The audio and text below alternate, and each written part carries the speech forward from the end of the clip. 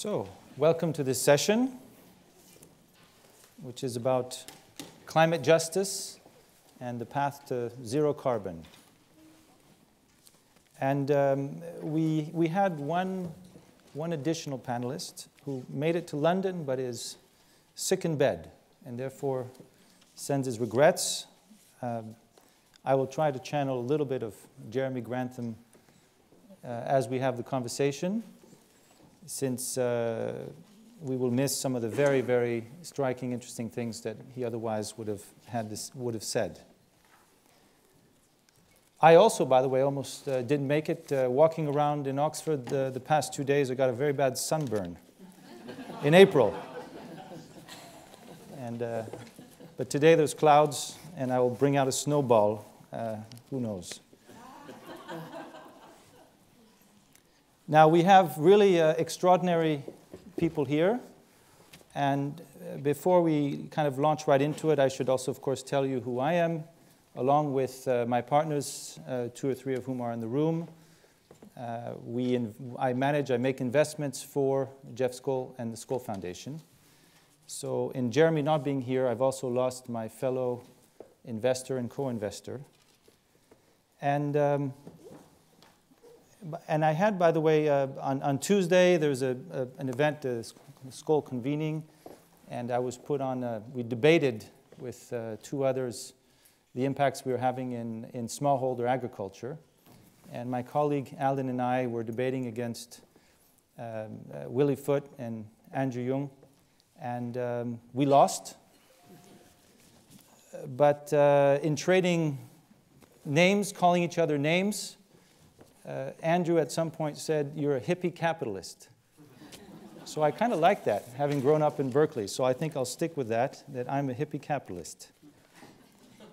Hopefully it delivers good results too. So in a way, you are, in speaking about justice, the most obvious fit for this session.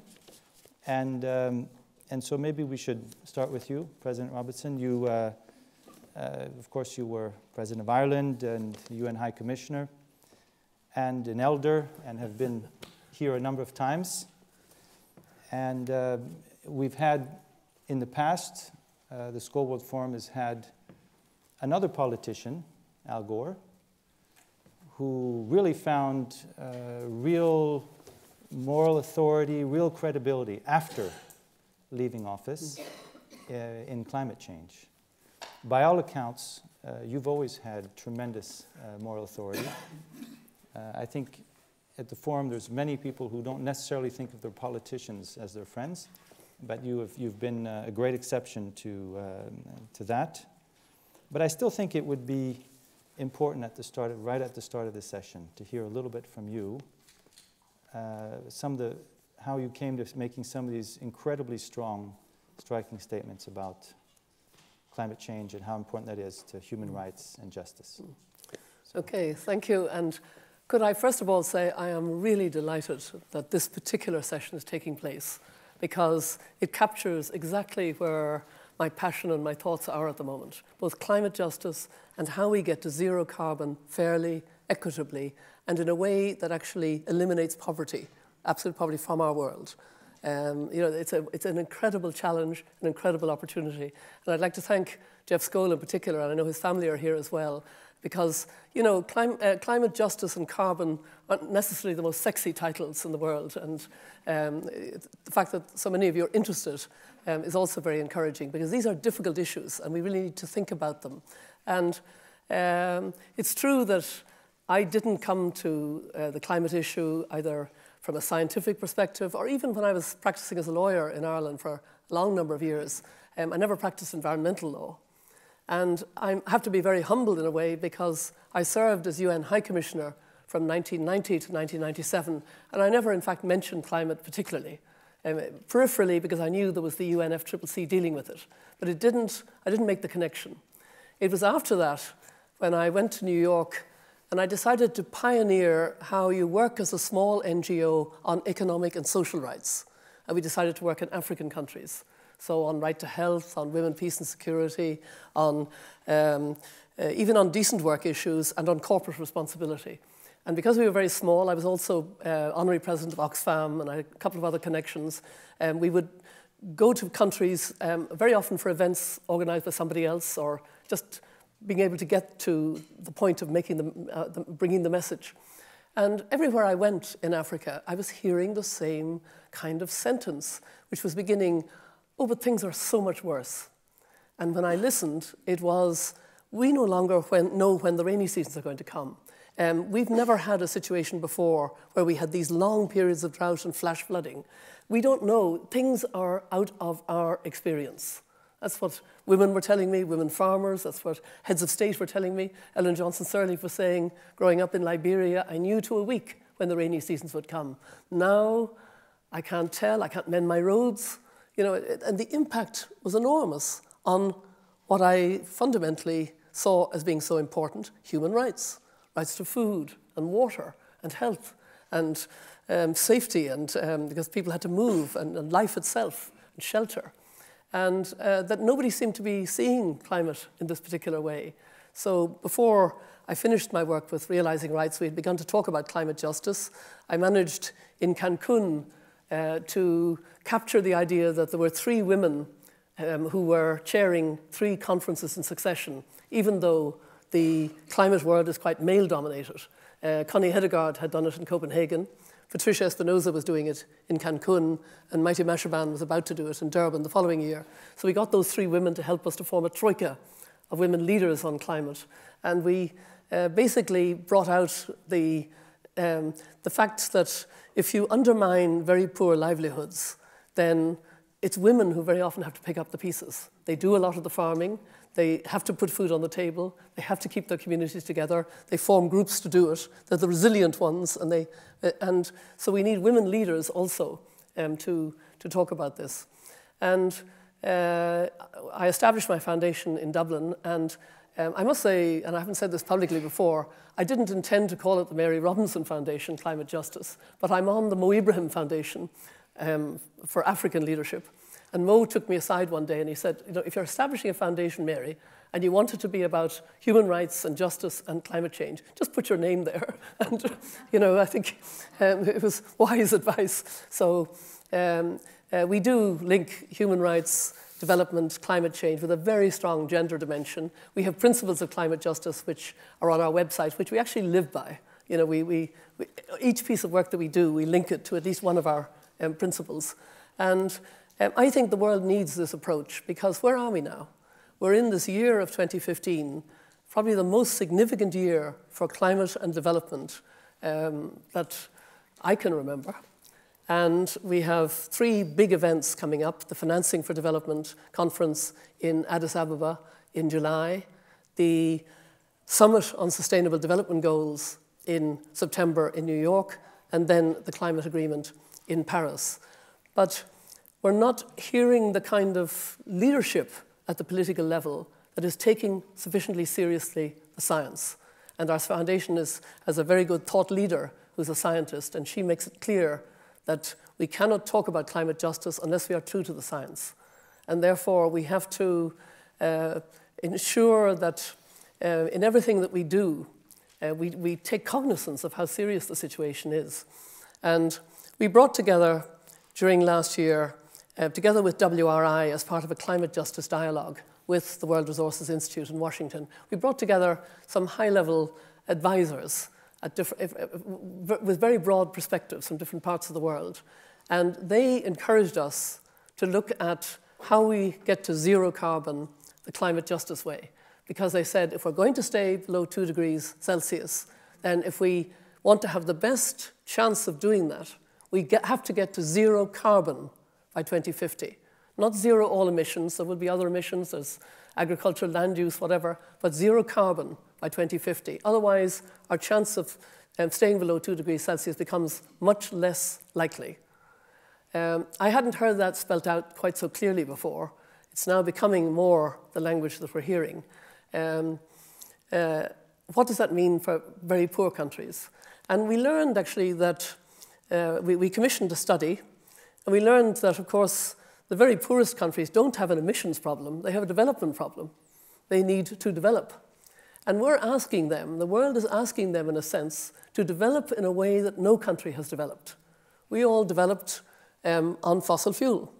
And now we're saying to countries, we can't do that anymore. The carbon budget is very tight. We have to stay within it.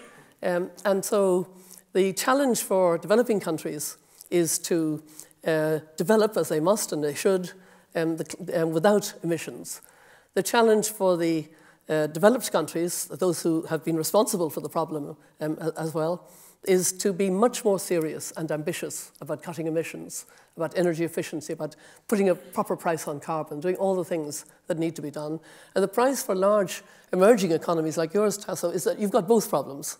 You've got poor, large sections of the community who need to develop, and you're creating more and more emissions. China, India, Brazil, South Africa, etc. So there are different leadership challenges, I think, for different countries.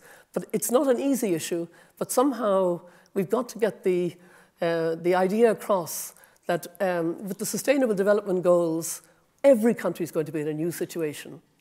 No country at the moment has sustainable development. No country. So we can all start learning from each other, all start being a bit more humanity in solidarity and self-interest, because all countries have to be engaged in this. Perhaps I'll stop at this point and listen to others, but this is what I wake up every morning thinking about, and to be able to benefit from the panel, first of all, and then the rich resource of the audience is really very encouraging, because I find this one of the most intellectually stimulating, because there's a very positive side to it. We can, for the first time, really tackle poverty, and we just need to change the narrative into a more positive one, and I can't think of a better place to do that than the Skoll Forum. On that note, sooner than you think there will be microphones in the audience, so you might want to start thinking about how you wish to interact with these extraordinary people we have. Now, being asked to moderate this session gave me a good excuse to read your wonderful book, Everyone Matters, I believe? Everybody Matters. Everybody Matters. Everybody Matters. And being at the opening yesterday, it was hearing Archbishop Desmond always talk about his realization that he might matter. I'm wondering, by the way, if somehow the title and his often expressed thought on that, was there any connection between those two, or He certainly had an extraordinary influence on me, because I watched him very carefully, and I've watched the way he sort of puts people at their ease by joking and by making himself by kind of moving around and saying funny things and laughing, etc. And then as soon as people are really relaxed, he comes through with the serious point, and he strikes home because people are relaxed and at ease. And I do quote him quite often when I'm asked, "Are you an optimist?" I always say, well, I actually draw on my friend Desmond Tutu. We were on a panel together in New York, and it was a panel with an audience of young people. And of course, with young people, Arch is even more excited and voluble and inspirational. And we had a woman journalist who was moderating the two of us, and she eventually sort of said, almost in a tart voice, she said, "Archbishop, why are you so optimistic?" And he looked at her and he shook his head and he said, "Oh no, dearie," and dearie is what he says. "Oh no, dearie, I'm not an optimist. I'm a prisoner of hope." And I think it's an interesting expression which I've dined out on many, many times. So it may be that he's responsible for the title of the book. I'm not sure. I was trying to get something that people would read it, because it might help them to. In any case, it really is. It starts literally with your childhood and your parents and siblings, and well, maybe I should explain. It also admits that my early interest in human rights was because I was wedged between 4 brothers, 2 older than me and 2 younger than me. So of course I had to be interested in human rights and my elbows and anything else. No, but I absolutely, and that's why it's wonderful. And in relatively few pages, it carries from there all the way to the commitment you've made and the interest, the focus you've had in the recent years, again, on climate justice. And you haven't quite yet said the very, very strong thing you say about climate change and human rights, human justice, which is how important, how high does it rank? Yes. Is it low, middle, or high? Yeah. Well, to me, the injustice of climate change is where I start to think about. And, there is an incredible injustice. I've been to Samoa for the World Conference of Small Island Developing States. I've sat on a panel with President Tong of the Kiribati, President of Kiribati, the Republic of Kiribati, and he has bought land in Fiji, and he doesn't know how long he will have a country. And I think to myself, you know, Eleanor Roosevelt and the Commission on Human Rights that helped to draft the Universal Declaration of Human Rights never for a moment imagined that human-induced climate change, human activity inducing climate change, would mean that countries might go out of existence. It doesn't say much for us as human beings that we've got to that stage. So to me, you know, this ranks really very high in, certainly I think it's the biggest human rights challenge of the 21st century. Quick thought that just came to mind. Is anyone here living in a place that may be in the early phase of, would be one of the earliest places to no longer be livable due to climate change? I'm wondering if we have anyone from a country like that. And maybe not, maybe, because there's obvious candidates and it doesn't seem we do. We're told that California will have no water after. You need, sorry, I should have mentioned that if you don't have a microphone, they can't hear you on the stream, so we must give you a microphone. Apparently, we're told that within the year, California will have no water. So perhaps I might have to move back to England, I don't know. Yeah, apparently it rains here from time to time. We have yet to see that. Very well. And you know, in preparing for this panel, despite being, you know, our investments are at the nexus of solar, batteries, EVs, all these things, and therefore climate change. And despite all that, when people brought up the moral dimensions of climate change, for me, it was always nature and humans' impact on that. Yeah. And of course, I had heard and read about climate justice, but it's really striking how much I had missed on the people-centric view of this, and how much what certain of us are doing are affecting others, and how directly that is occurring, and how big of an issue that is, really. So that's really, you know, just in the preparation of this, I seem to have learned a great deal. Now, I spent 11 years in physics, so we have a fellow scientist on the panel, and that must be something good, right?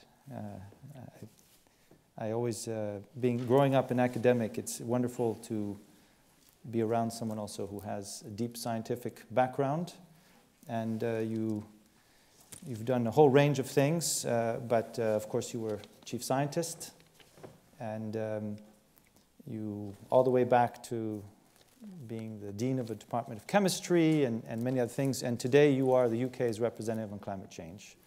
And you may have the largest task force, special forces group going around the world attempting to work the diplomacy of climate, which means climate equity.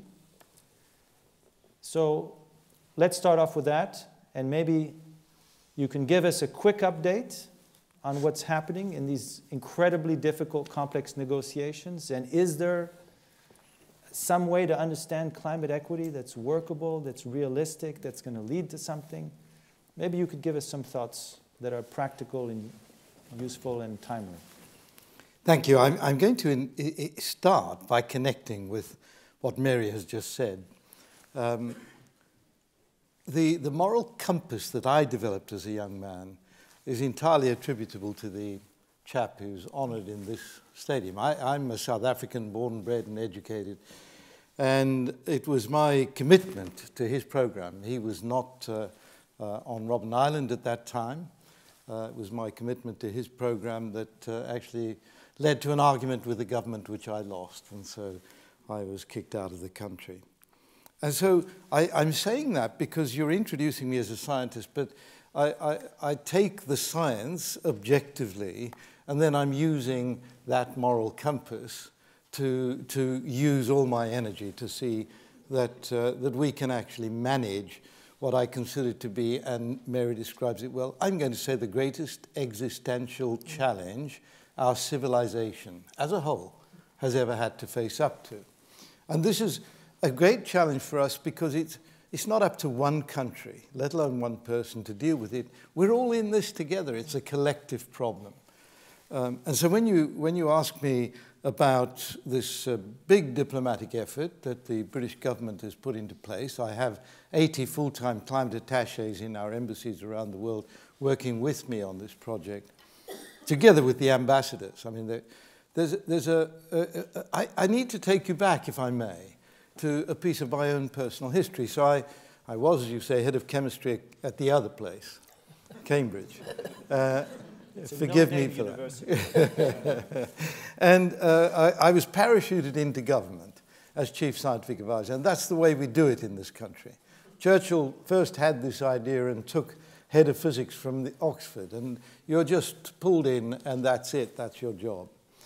And I knew as I went into government that this was my opportunity to raise the profile of the climate change debate.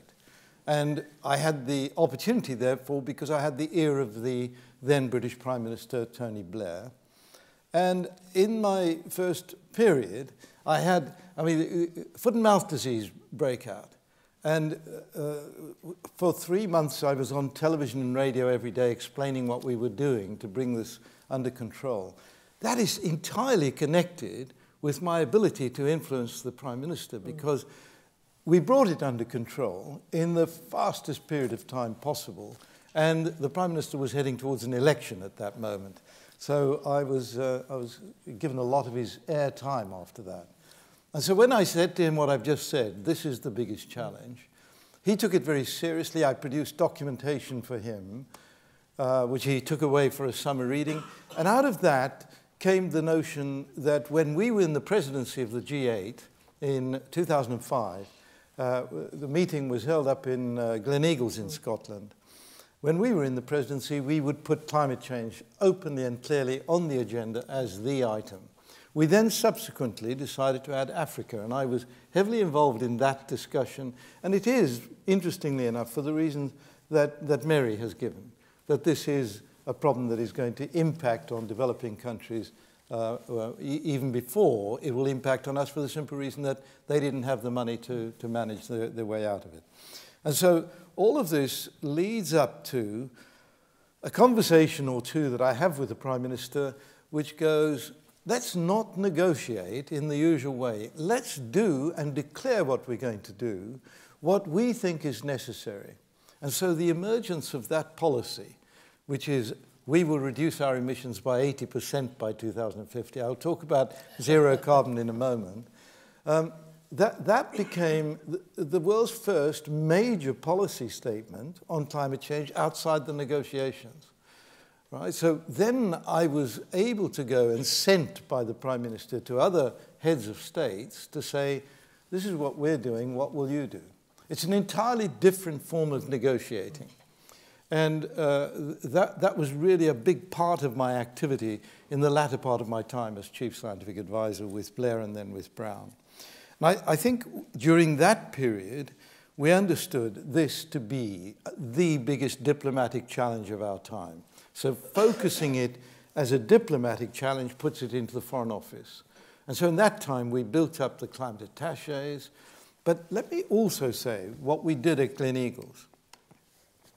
The British government made a clear statement that we will increase our aid program to 0.7% of GDP. Now, just let me translate that into numbers which it doesn't often get done. That's about $17 billion a year. And we have achieved that. So we are now at 0.7% per annum of GDP, the world's single biggest aid budget. Very hefty amount of that going into the World Bank.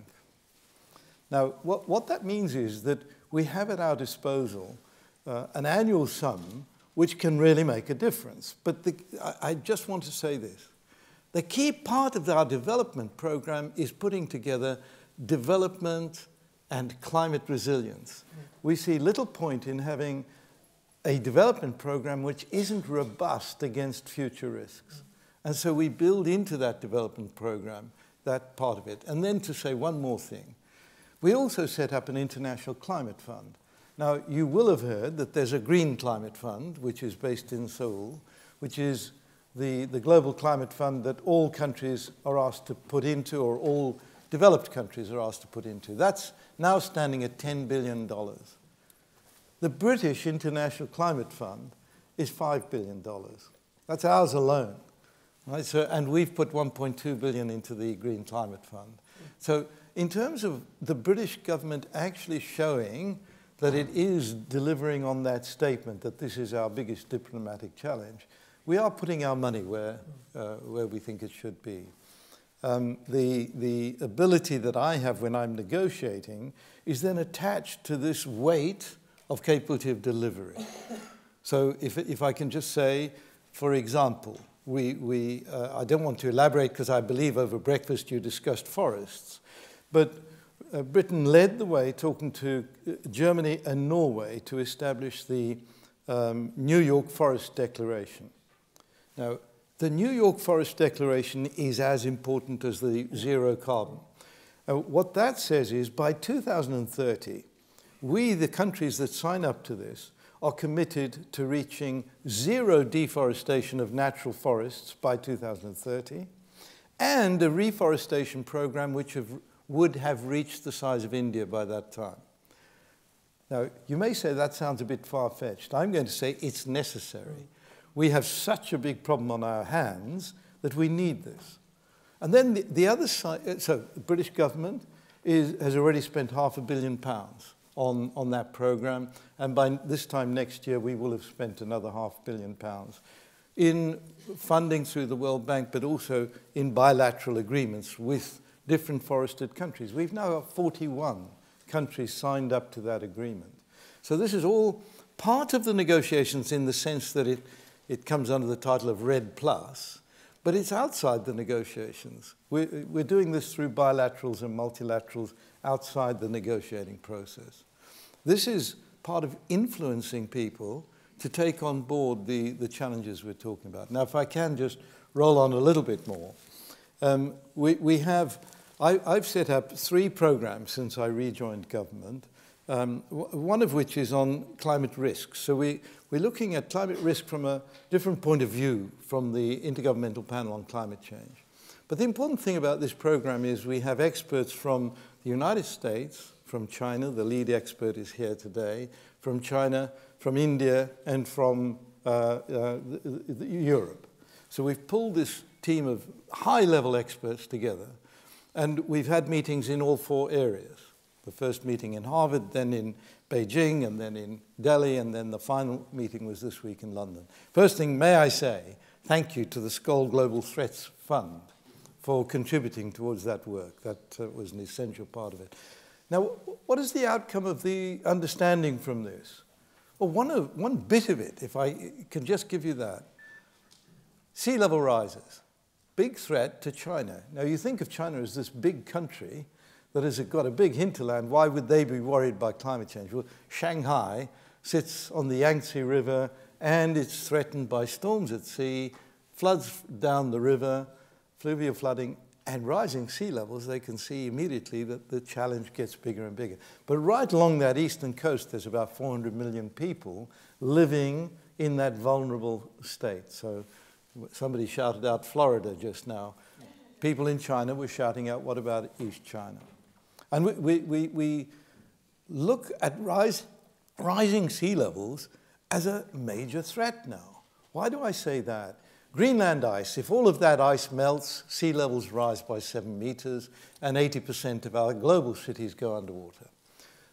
How is that going to happen? Well, the latest piece of scientific analysis, which is objective and actually produced by a group of people who are very skeptical about scaremongering, says if we get well above 400 parts per million, by which they mean 450, we're at 400 today, of greenhouse gases, the irreversible melting of greenhouse ice begins, the Greenland ice begins.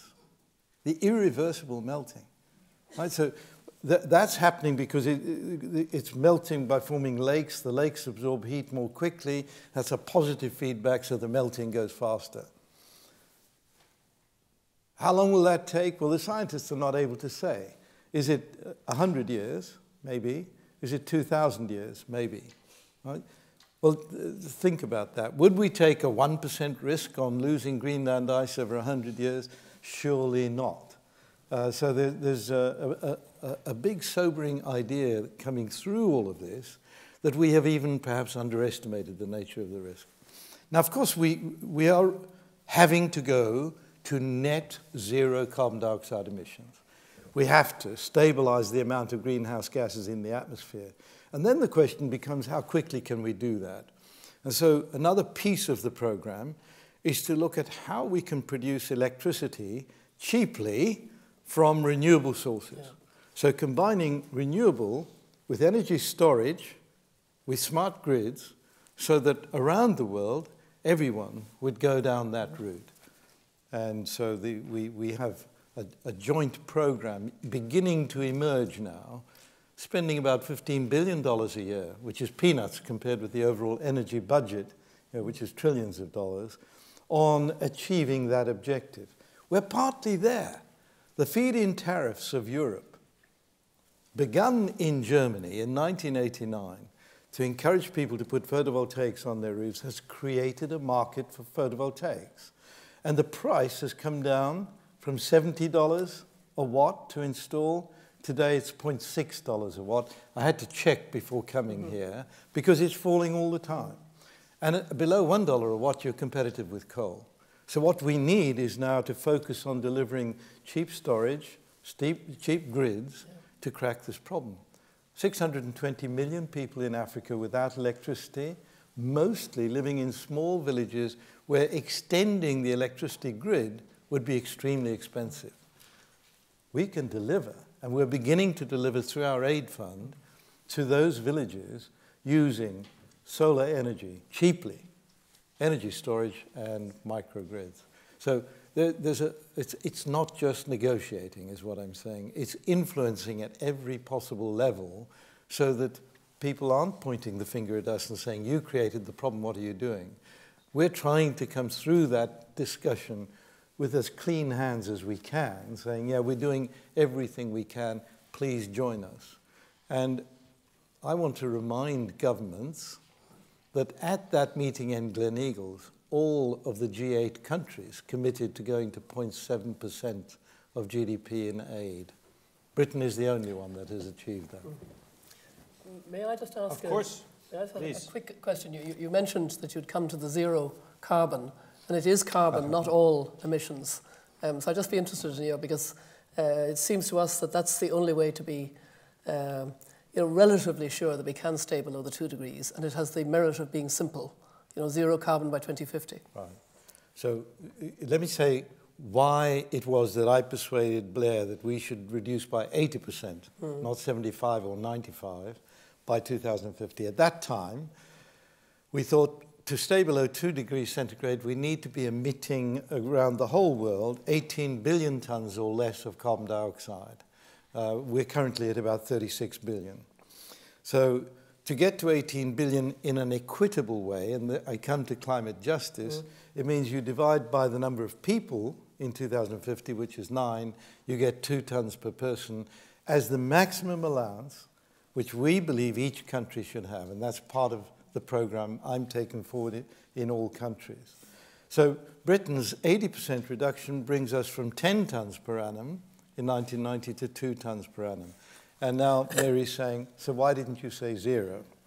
And I think that... This is carbon now, not all of it. I understand, but I want to say that we've got to be at 0 all greenhouse gas emissions by about 2070. Yeah. Right? So that's our meeting place. And here in Britain, achieving the 80% reduction means that all of our electricity has to be produced without CO2 emissions, and all of our ground transport has to go onto the electricity grid.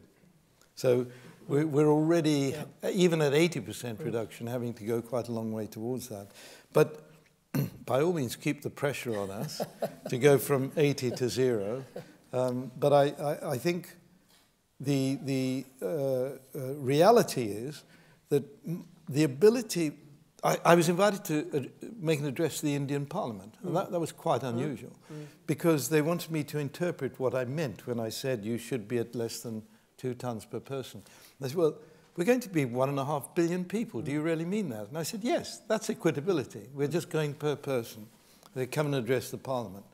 And we had this discussion, which is, we're not asking you, because you're at 1.8 tons per person now, to fall in your emissions immediately. That would be inequitable. You'll probably rise to 4 tons per person. We are asking you to have a long-term program which brings you back to less than 2 by mid-century. That was the equitability, and the Indian Parliament quite liked that. So, but the 0, it is a nice, clean number, I agree. That's a very attractive number. But I think what I would like to say, and it is quite complicated, as technology comes through, our ability to shift the ground is dramatically changed.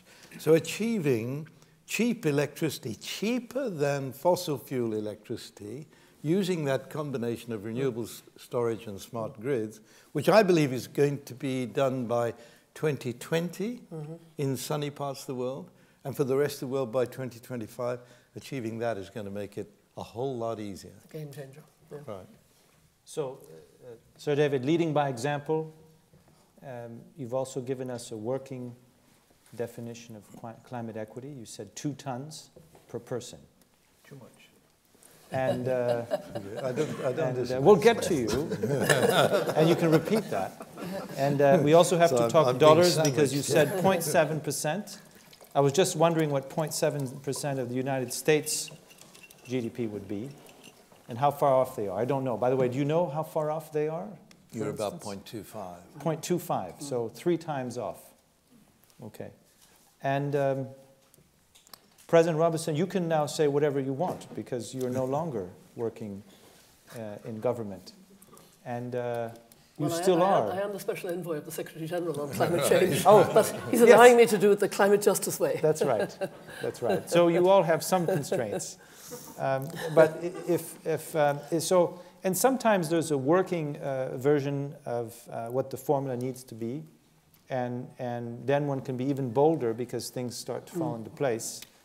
But do you expect that that's the way it's going to work, where people will go above 2 tons and come back, and by the time it's 2050, we'll all be at 2, or is that just sort of, you know, what's going on? So how would you react to that? Yeah. No, I'm very taken with what Sir David has said. I think what is the big challenge is the right to development of developing countries, and that they must be enabled to benefit from the technology you're talking about, so that instead of increasing their emissions, they're developing without emissions. And no country has yet done that. And I think it's a time for an incredible solidarity and interconnectedness, because it's vital for us that they do. I mean, what Modi is doing in India is already very striking in the commitment to solar energy. But if he had help from the world that has a lot of the finance and technological knowledge, he can do more. And he should be encouraged to do more. And this should be the way we think about it. And then for the poorer countries, it's taking them out of the poverty. So there's this link between poverty and carbon. So let's introduce Tasso, and then you can also tell us what you think about 2 tons. And you've already kind of signaled that. Of course, you are I think you write a social environmental entrepreneur. So you try to put both of those in there, because you're clearly a social entrepreneur, but with a focus on the environment. You put together what I believe is the largest certified forest programs in Brazil together. You work with the ministry there. You are one of the parents of the Amazon Fund. I mean, you have been dedicated for most of your productive life to the Amazon. And it really struck me that there's some commonalities between the Amazon and the failures that we've had to protect it. and some of the injustices. Certainly the people cutting down the trees are not those who are most suffering from the consequences. There's a common goods issue with the Amazon. There are really quite a few things which feel very similar to what's going on the global stage around climate change. And of course, the Amazon does have global repercussions. I'm wondering, why don't you take a few minutes as well to tell us, a bit of a personal journey into this, but maybe you can find some resonance between what has worked, how injustice has played a role in figuring out what policies, what actions can help arrest deforestation. Are there any parallels to think about as we think about this global negotiation on decarbonizing? Yeah.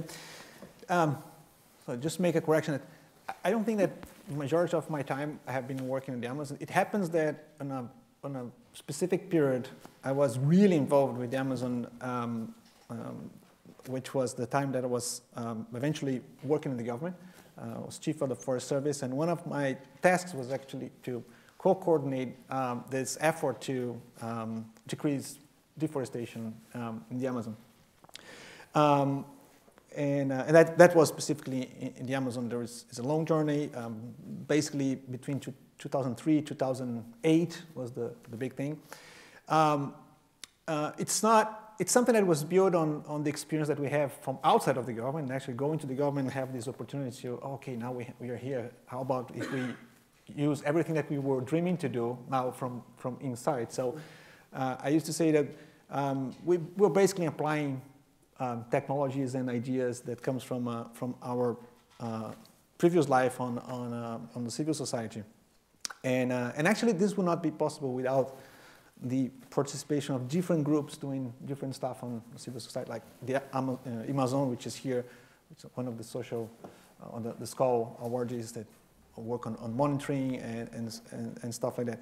But eventually, during this period, we decreased the deforestation in the Amazon from 2.7 million hectares, which is like half of Costa Rica. So every year, 2 Costa Ricas going down. To about, nowadays, about 500,000 hectares. So it's like 80% decrease on deforestation. That's great. So we should be cheering. That's very fantastic. But although we could say that, this is a kind of a heroic action to decrease, that's by far the largest decrease on emissions on any human activity so far. We're talking about 3 billion tons of CO2 decrease. In fact, we are still deforestation champions because 500,000 hectares is still, if you just say Amazon, is still the second largest deforestation rate. If you count the other biomes, the other regions in Brazil, you still have the largest deforestation rate. So one lesson is that to do a lot is not enough. I mean, yeah, if you increase, the wage of the people for $1 to $2 is double, but it's not there, right? So we need to do much more, and that this idea that our level of ambition in relation to what we can do and what we should do has to be much further. But the interesting is how I get to the climate change, because I was not working on the deforestation because of climate change. I was like just really dealing with my topic. I'm a forester, in the second largest forest area in the world, and running the Forest Service. So yeah, that's my intention was to work with the subject that I'm linked with. Now, in doing this work, because being a country that has too much forest, you have some exquisite challenge because everything it's large, it's difficult. It's like you never have enough people to do whatever has to be done. We back in 2007, we have a meeting in China where I met with the chief of Forest Service in the US and from China. And we, by just talking one of these coffee breaks and so on, we decided to have a kind of a gathering of the chiefs of the forest services of the 10 largest forest countries in the world. So we have been done this by years. The name of the group is Mega Florestais, which means like, it's very formal, we just get together and so on, to talk about the different big problems we have managing forests. And it happens that in 2008, this meeting was in Canada and in British Columbia. So I went there, just for another meeting about all these issues. And those guys, our Canadian colleagues, especially from British Columbia, they were there with this nightmare of the pine beetle. So for those who didn't heard about that, it's like it's a 5 millimeter, 0.5 centimeter beetle that the larvae of this beetle eats the tree from inside, and it kills the tree. Simple as that. It's nature from that region. It will be growing there anyway. So every spring and summer, it's growing in population. And when it's about to become a really big problem, comes the winter, and then very cold weather kills all of them, just like 0.0000 stays there, and then next spring starts again. So it's very natural. They were living with that for many years. But it happens that in 2008, was completing 10 years that they didn't have enough cold to kill the damn beetles. So we fly in one small airplane for about 1.5 hours over dead trees. So I was completely freaking out and say, how come that all those trees are dead? No, it's all dead. We are just trying to decide what we do. We can't spray with chemicals because this is the place where provide the water for not just for British Columbia, but also for Oregon, Washington, and so on. Most of this timber is not useless for good high-value products. We have just to make it paper or something like that. So, and they were taking the decision like, what we do? We take the trees and plant another ones, which will be more like resilient. Well, it's an experiment for 100 years because it is the time that takes for the trees to grow up. So I was looking at those foresters and I think, like, what a life they have, because they have to take all these damn decisions, based on something that is much bigger than whatever we do with the forest itself. So I come back to Brazil completely amazed with this, thinking, we are doing all this effort to control deforestation, save the forest, and so on, but there is something much bigger that's going on that could threat whatever I'm doing. So I quit the Forest Service by the beginning of 2009. That was like 3 months after this experience. I quit the Forest Service and decided to dedicate my time to find a way in which we can have a very bold agreement in 2009. So I was very optimistic that in 2009 in Copenhagen we will have this agreement. So I started to work as an advisor to the Minister of Environment and the President for thinking out what would be the position of Brazil, etc. And during this process, that's where I come to the justice part, was we have to do all this education process with the ministers and the president and the civil society and so on about the importance of Brazil to have a target, to assume that we have also to decrease emissions more than what we have been doing with forestry, but to give the sign, because at that time, the people were saying, well, developing countries don't have to commit themselves with any target. Developed countries has to do it. And we had like hours of meetings with the president and the ministers to discuss this issue. And what really makes a difference for Lula at that moment was when we were talking about inequality. Yeah. When we showed the map of Brazil, that was Carlos Nobre, one famous scientist in Brazil. He was showing the map of where we have the biggest impact of climate change. And I was saying, this is the Northeast. The Northeast of Brazil is the place where you have the lowest emissions, but it's the place that will be most impacted and where you have the most poor people. So in a sense, the same inequality that we see worldwide, that we were talking about, developing and undeveloping countries and so on, actually, if you look just inside Brazil, it's all of there is there. We're talking about there are places, states in Brazil that have per capita emission of 2 tons per person. And there is states that have 65. It's almost the same as Qatar, which is the largest. So this inequality is there, the same way the inequality. Yeah.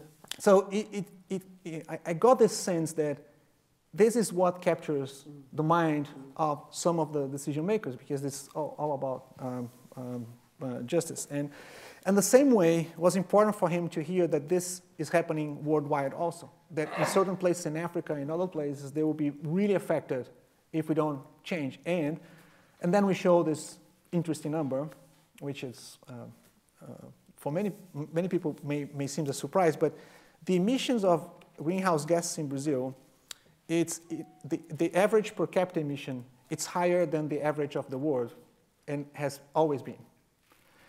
But you know, how come a country that have 50% of renewable energy and so on have, you know, some emission? That's because of deforestation, cattle and so on. So I think there is a lot of effort that has to be done to change this idea that first that we are low emission in some countries, but also that is in our interest that we actually do the process of reducing emissions. So what I think it's the biggest challenge is also becoming the biggest opportunity. Mm-hmm. And the way I see that is, if you tell, what is easier? It's easier to change the infrastructure that you have already installed into something that is cleaner. Let's say it's easier to change all the coal power plants that you have in the US into renewables, or it's easier just to build new ones in other places. So what we need is just to have this leapfrog attitude running right now, showing that whatever is the poorest place where they have nothing is where we have the best opportunity to actually show that there is another way to do, that will be cheaper, that will be with better opportunities and so on. And tying access to energy to building new renewable energy in leapfrogging and doing that at enormous scale is, carbon is, of course, land use, and deforestation in Amazon is the biggest piece of that. There is some real hope that that is being addressed. It is power generation, and it's transportation. And of course, as an investor, those are the last two themes are where most of our work is. You mentioned some billions here and there, and let's get some microphones ready because I'm going to ask the audience for what you would like to ask these extraordinary people. But can I make a point on the two tones? Yes, but let me just frame something, which is, you talked about billions. Wind and solar this year did 150 gigawatts. And that's a $300 billion exercise already. And everyone knows that this is a small fraction of what the world needs to embark on, besides continuing to arrest deforestation and besides revolutionizing transportation. These are big, big, big problems. And there's real hope that it can be done. The costs are in line. Countries that have very little are very happy to be leapfrogged into this. The two biggest candidates for this, a poor country in the form of India, have said we want at least 200 gigawatts very, very soon. And the Chinese have said we want a terawatt over 10 years. That's $1 trillion or more. And so there's clearly some opportunity, and the basics seem sound, but there's also a lot of obstacles to actually making that real. And clearly, for instance, India can't afford to just spend several $100 billion without it coming from enlightened self-interest, right? Globally enlightened self-interest. And that seems that such an opportunity, right? To cut through some of these obstacles that are preventing the money that wants to be invested, that wants to build all this infrastructure in the right way, in a leapfrogging kind of way, to actually do what it needs to do. I mean, one of the really important things that's happening, you mentioned the 1,000 gigawatts that's going to be built in China. That's by 2030. Yeah. They're going to do that because China's government has already committed itself to 1,000 gigawatts of non-fossil fuel energy. That's all got to be new non-fossil fuel. And that is already in train.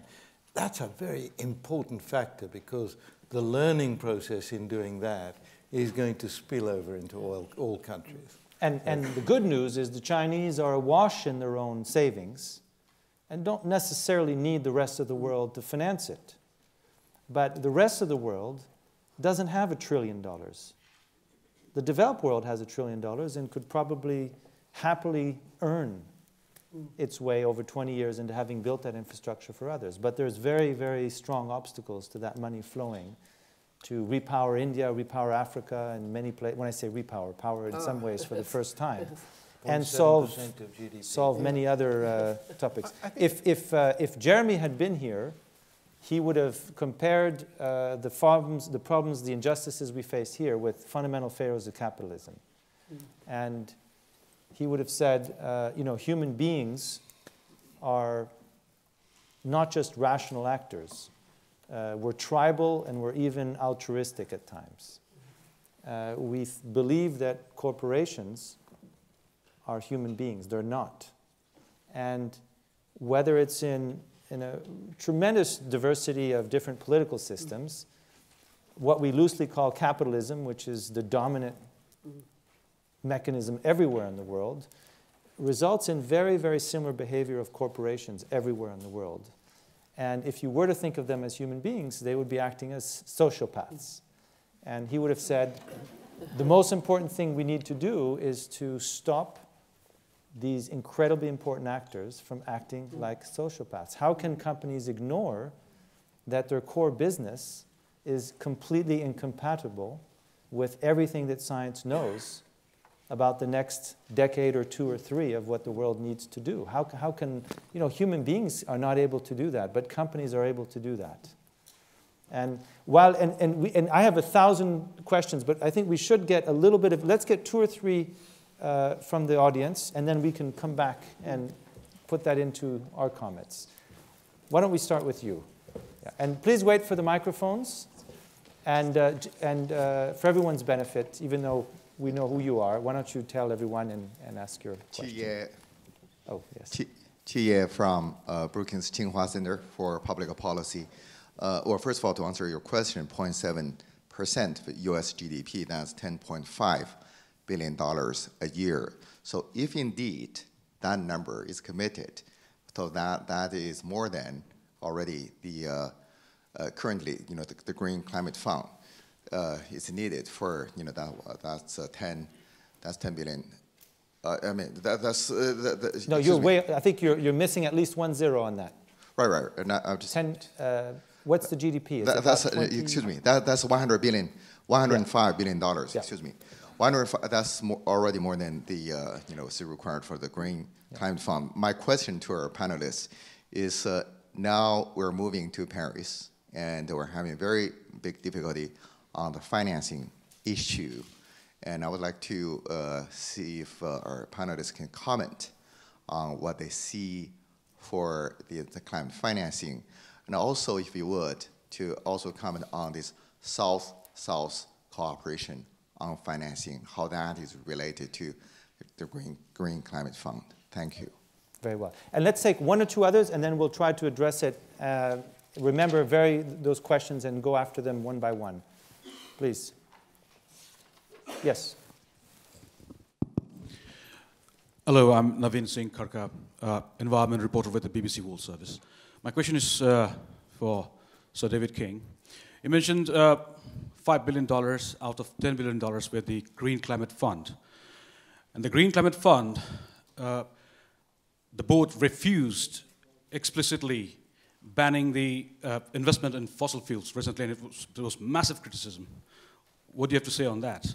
And also the fact that the UK government invests billions of dollars in terms of new reserves, new fossil fuel reserves. ODI and other think tanks have come up with huge sums. Could you please comment on that? All right, and then let's have one last question up here, please. Hi. Earlier, I was listening to David Bornstein talk about why people are turning off the climate change message. And one of them is that it focuses on cost, tends to vilify people, either the people who use energy or the people who produce energy. And I just wanted to point something out. After 2008, energy prices dropped by about 2/3, and I think energy consumption only dropped by about 5%. If that's the case, then you could have, for every 1% of energy consumption displaced, you could pay 10 times as much as the average, and you would end up not paying any more for energy in total. If you pay less than 5 times as much, you're in the money. So I'm just wondering, why don't people seem to be focusing on the unit costs and not the systemic cost and saving. And then we have just one more right next to you there. Yes. Very well, thank you. Hi, it's Deirdre Cooper from Ecofin, and I was interested to ask the panel what your expectations are from the Paris Summit at the end of the year, and also what your hopes are. And finally, how important do you think it is? Because I have to say, as I look at it and I think about the numbers that Sir David alluded to on the amazing cost declines we've seen in renewable energy and storage, my hope for a solution would certainly be more weighted on pure economics in the development of technology solving this problem, rather than maybe a political agreement. Thank you. So we from north-south financing to a specific question around the Green Fund and what it will or won't do, fossil fuels, to unit economics, to, again, numbers related to Paris, we have a bit of a pattern. So I think people want to know specifically, how is this going to get financed? At what cost? Want me to start? Why don't you? Okay. Let's do it in order while we're at it. I'll just make brief comments on the first and the last question, and leave the middle two, one of which was specifically addressed to David.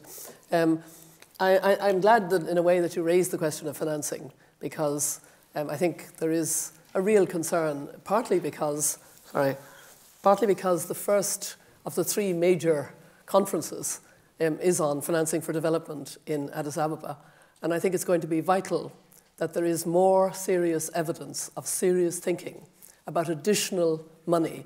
In a way, it's unreal that we talk about climate finance and finance for development. It's all finance for development. But, you know, we've had silos, two different ways of working. We need additional money because of the costs for poor countries of adaptation now, which are very high, and because of the need to be able to shift to development without emissions, or very low emissions to start with. I actually think there's a huge responsibility on both the developed world and the emerging economies that are now part of the solution, if I could put it that way. And it is the solidarity and the interdependence. And I think that I would hope that there would be a package, for example, for the least developed countries, including replenishment of the Least Developed Country Fund, that there would be a different kind of package for the small island development states, a number of whom are middle income, but one step away from disaster.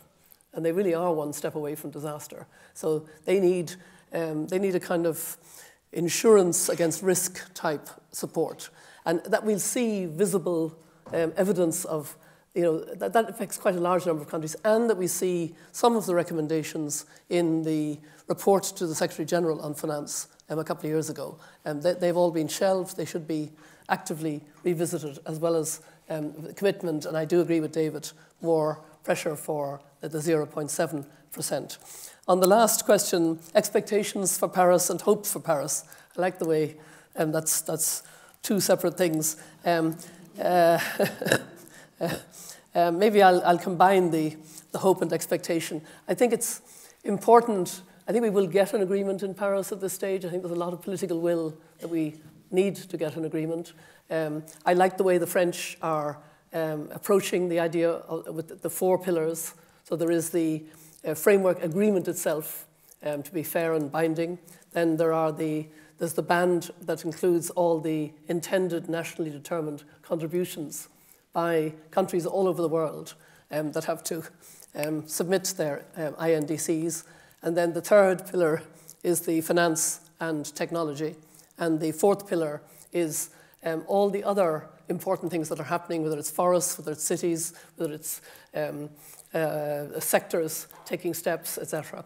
And so it's important that they will all contribute. I think the most important thing is we probably won't be on a pathway, when you add all that up, to staying below 2 degrees Celsius. So I believe it's vital that there is within the text a long-term goal and a review that means that we will constantly increase the ambition to reach that goal, because otherwise I can't see how we can have a safe world. So that's half an expectation and a big hope. And I do believe that the Paris Agreement, it's not the end of the story by any manner of means. It's a very important step on a long path, from Rio to 2050. But Paris has to shift course and signal that that's been shifted, because that will also help investors. And I'm interested to see the number of business leaders who are saying to the political leaders, be more ambitious, give us the signals, and we will move faster. So hopefully. Very well. Sir David. I think the first point from Chi about climate finance, the estimate, which my Prime Minister Gordon Brown announced, of $100 billion a year being needed for climate finance, the flow of money from the wealthier countries, including, as Mary says, the newly wealthy countries, to the less wealthy countries. Let's agree to that number. And now the question is, how do you make that number up? What are the components of it? And I'm saying that because there's a really big danger that the only bucket that is looked at is the Green Climate Fund. That would be a serious misunderstanding of climate finance and its movement. And that's why I'm keen to stress this issue of the 0.7% of GDP. I do think, and I'm going to defend to the hilt the British government's position, that development, climate mitigation, climate resilience should all be built in together.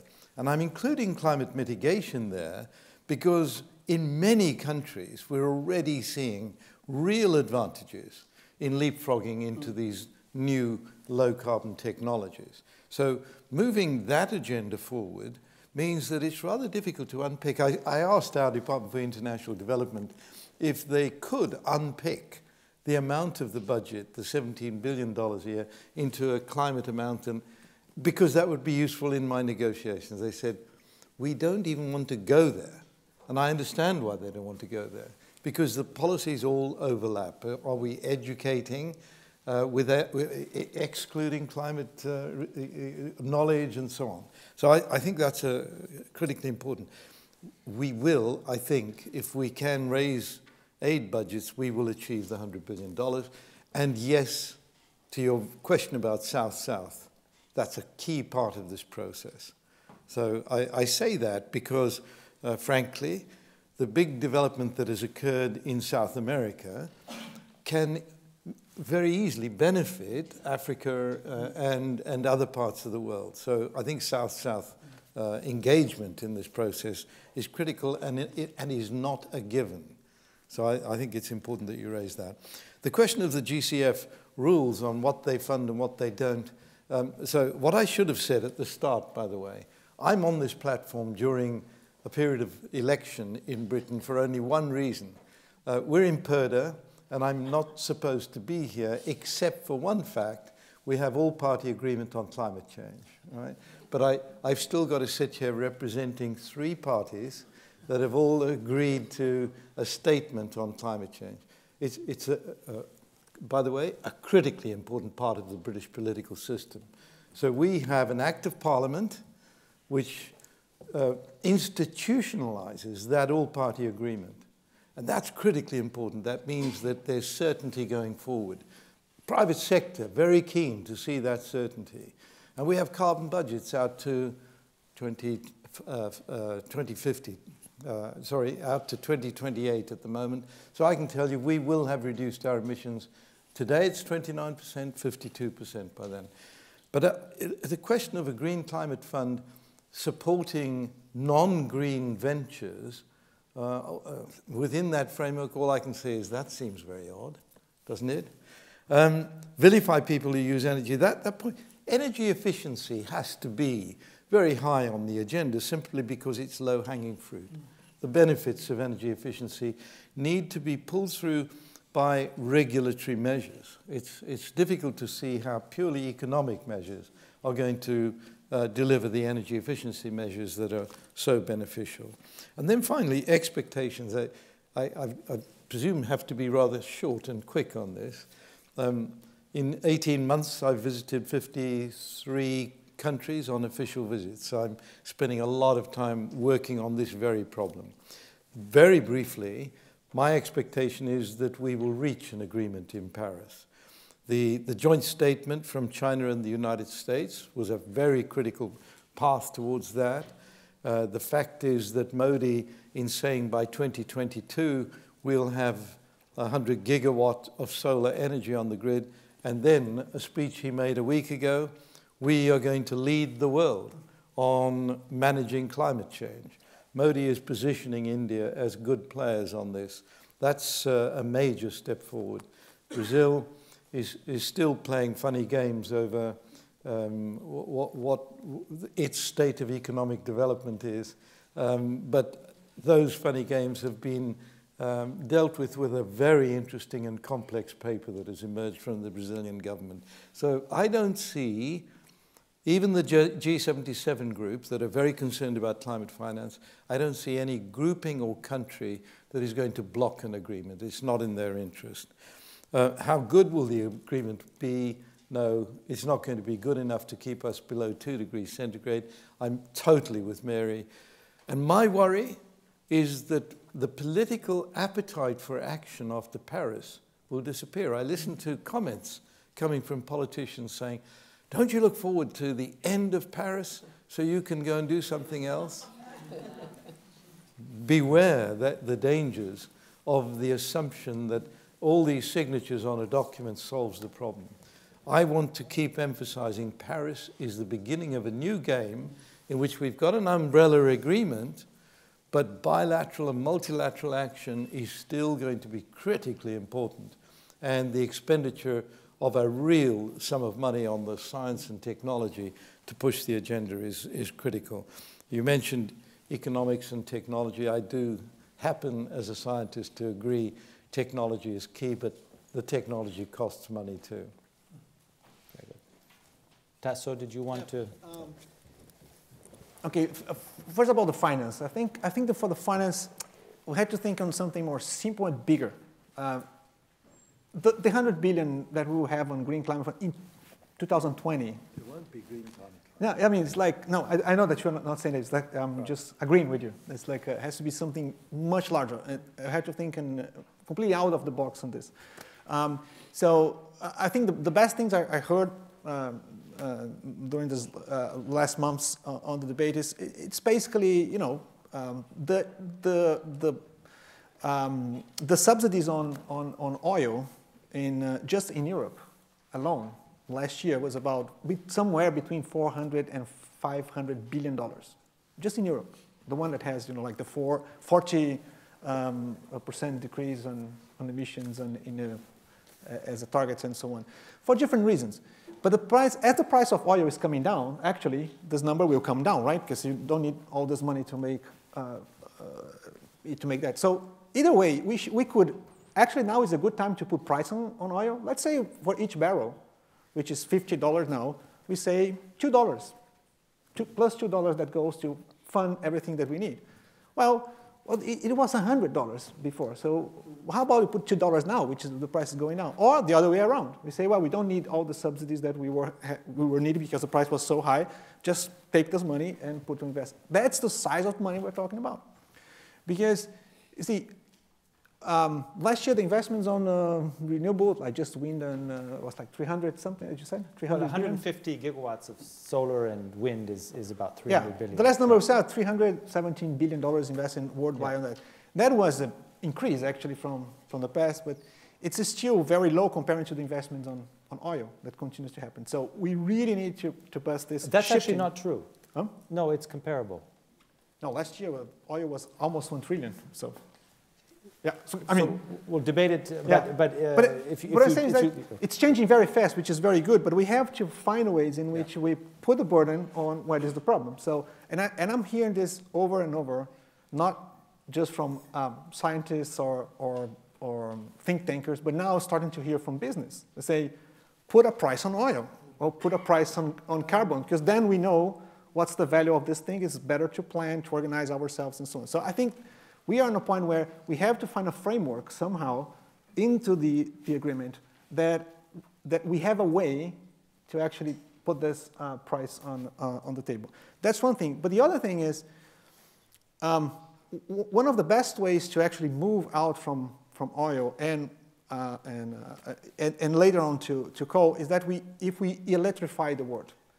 Because in fact, just 20% of the energy that we use in the world is electric energy. So, but that's where we have advantage to make renewables. So one of the things that we have to think about all the time is like how we will electrify the world. We need to have 40, 50, 60% of our energy in this format, because this is the format that we know how to handle to make it renewable. Now, one thing interesting is that although the incremental things are very important to do, like better here, better there, etc., what will lead us to the change is if we have the breakthrough. It's not like make a better thermal power plant. It's to make something completely different, which has zero emissions and so on. So although it's acceptable that we have this as a path, we can't accept that this is actually the way we will go. And that's why I think it's completely absurd that because I know that this is the argument, to maintain this on the green climate fund and say, oh, no, because there is this possibility also to make the things better and so on. But that's not the point. I mean, we should not be using this money, which is very tiny, to these things. My personal view is that this money, the 100 billion, should be focused on adaptation. And this should be the focus of this money, because this will be the easy money that it's very difficult to get the returns. So to get more focus on that would be a good one. Now, for the agreement in Paris, what I see is I have no doubt that we'll have an agreement at this time. All the signs that we have from all the sides is that we will have an agreement. The level of ambition of this agreement is questionable, but I think the framework of the agreement is right. It's clearly that we will have some kind of a long-term ambition. We don't know the number, but there will be something that says 2050 we get to a certain place, which is very important because it's amazing, but since 1992 when we signed the convention, there is no long-term goal except from 2 degrees, which doesn't mean much. And then we have cycles, which will be 5 years or 10 years, in which the countries will present their pledges and then revise and so on. So it really, if we have that done, it's not really a problem that we will not get the 2 degrees in the agreement right now, but we can see the mechanics that will allow us to have this. So it's more or less like we have to end up in Paris on the right direction, even if we start in slow. But then we have to just the next day start to move fast, based on what's there. We have to build in the improvement, of course, into the agreement. So we started with you. I think we have to end with you as well. Well, no, just a comment on the scale of finances needed. I mean, the New Climate Economy report estimated that about $90 trillion will be spent over the next 15 years on infrastructure around the world. Yeah. That will either continue to be dirty or go green. So that's the real challenge, that level of money. But the 100 billion is extremely important for 2 reasons. One, it'll be significantly public money, though not necessarily entirely public money, that's clear. And secondly, it's a trust builder. It was committed to and has to be delivered. And it has been a bit shocking to see how difficult it was to get to the 10.4 billion for the Green Climate Fund. You know, we do need pressure on our political leaders to get really serious, on our finance ministers to get really serious about the fact that this is a matter of human solidarity, human self-interest, whatever you want to call it. This is the greatest existential crisis. And Paris is important. And the Financing for Development Conference is the first of the 3. If we don't have a good spirit in Addis, it could actually make it more difficult to get to what we think will be agreements in in New York in September on the Sustainable Development Goals. 12 of those goals are relevant to climate. And they come into operation on the 1st of January 2016, whereas the nationally intended contributions don't come into effect. I mean, they're talking about post-2020. So the kind of pre-2020 period is a vital period, as David was saying. I mean, we've got to keep the pressure up. Every year will be incredibly important as we move.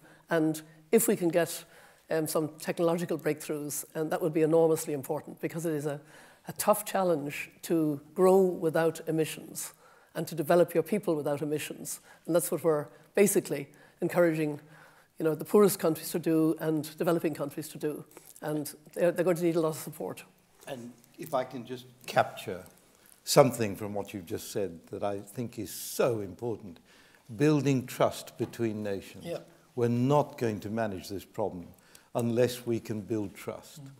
And that 100 billion, I agree, is part of that trust process, but it's only one part of it. Absolutely. And that felt almost like a personal challenge, and we have to wrap up.